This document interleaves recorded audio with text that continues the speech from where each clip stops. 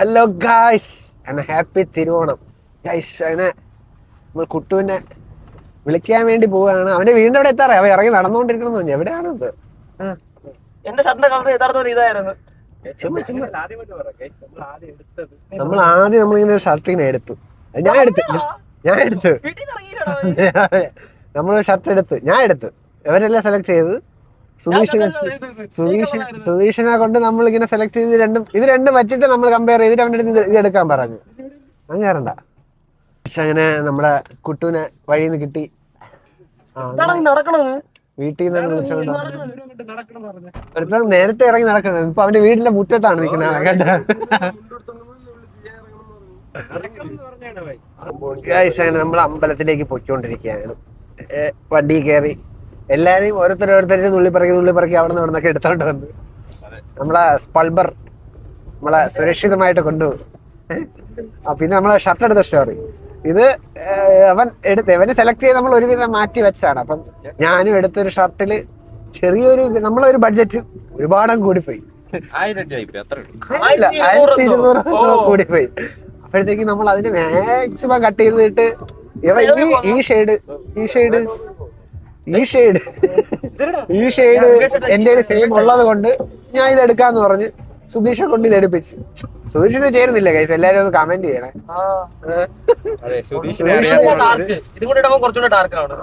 അങ്ങനെയുണ്ടോ? നിങ്ങളൊന്ന് കമന്റ് ചെയ്ത്. സുന്ദരനല്ലേ സുധീഷ്?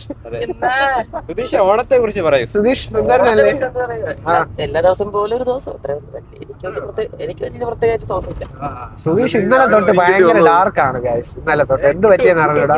ഓണത്തെ കുറിച്ച് പറയും. ദിവ്യന്തിന് പിന്നെ രാവിലെ ഒരുങ്ങി കിട്ടി വന്നു. ഓണം കേരളത്തിലെ വലിയൊരു ഓണമാണ്.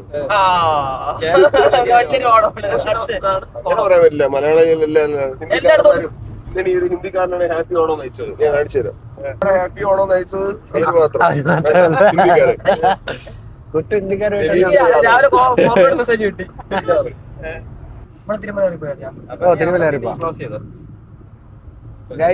നമ്മളടുത്ത് ലൊക്കേഷൻ എത്തിയിട്ട് കാണാം. ലൊക്കേഷൻ അല്ല, അമ്പലത്തിൽ എത്തിയിട്ട് കാണാം. ബൈ. സോ ഗൈസ്, നമ്മളങ്ങനെ രാവിലെ അമ്പലത്തിലെത്തി വന്നുകൊണ്ടിരിക്കുകയായിരുന്നു. അമ്പലത്തിൽ എത്തി. ഇനി ഏതും കൂടെ വരാനുള്ളൂ.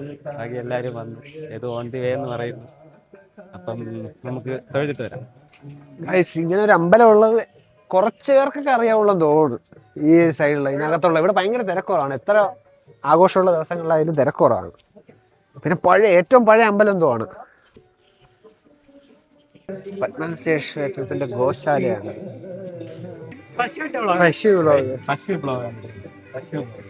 പശു ഉണ്ടായിരുന്നു. അതെങ്ങനെ അകിട് പൊട്ടി ചത്തല്ലേ? അകിട് പൊട്ടി ചത്തതാണ്.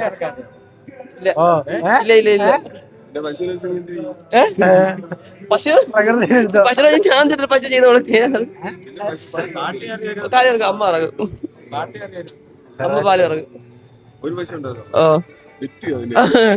അകിട് പൊട്ടി മരിച്ചു.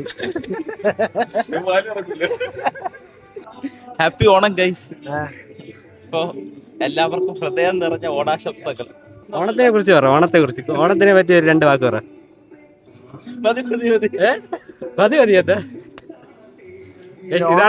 ഓണാഘോഷം എവിടെ വരെ എത്തി? ഓണാഘോഷം എല്ലാം കഴിഞ്ഞു. സദ്യയൊക്കെ ഉണ്ടോ? അല്ല, ഇത് തിരുവോണം പിന്നെ ഒന്നുമില്ലല്ലോ. ഇതിപ്പോ ഞാൻ എടുക്കണം.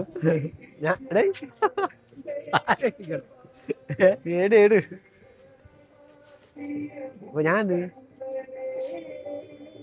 ഫുള്ളൊന്നും എടുക്കണ്ട. സോ ഗൈസ്, അപ്പം നമ്മൾ ഫോട്ടോ ഒക്കെ എടുത്തു കഴിഞ്ഞു. അപ്പം ഏതാ പോവാൻ പോവുകയാണ്. എവിടെ പോണ്? ഇഡലി സാമ്പാറും കഴിക്കാം. ഏതൊരു വിശക്കണോണ്ട് ഇഡലി സാമ്പാർ കഴിക്കണത്. അല്ലെങ്കിൽ അമ്മ അടിക്കുമെന്ന്. ഭാര്യ അടിക്കുമെന്ന്. ഇപ്പൊ 2 പേരും അടിക്കുന്നു.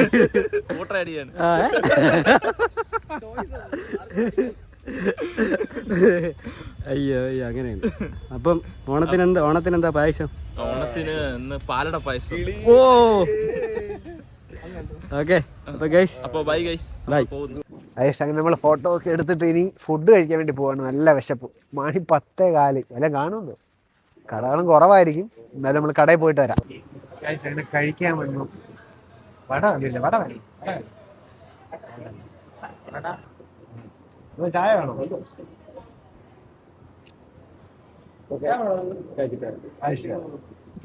ഗൈസ് അങ്ങനെ നമ്മള് ഫുഡൊക്കെ കഴിച്ച് തിരിച്ച് അമ്പലത്തിലൊക്കെ പോയിട്ട് തിരിച്ച് വീട്ടിലോട്ട് പോവാണ്.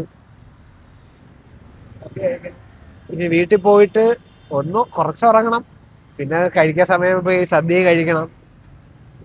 പിന്നെ നമുക്ക് ഒരു വൈകിട്ട് നമുക്ക് ഒരു പരിപാടി എന്തെങ്കിലും സെറ്റ് ചെയ്യണം. നമ്മൾ എന്തൊക്കെ പ്ലാൻ ചെയ്യുന്നുണ്ട്, ചെയ്യണം. നമുക്ക് എന്തെങ്കിലും സാധനങ്ങൾ ചെയ്യണം. നമ്മൾ ഇനിയപ്പം വീടിൻ്റെ അവിടെ എത്തിയിട്ട് വരാം ഗൈസ്.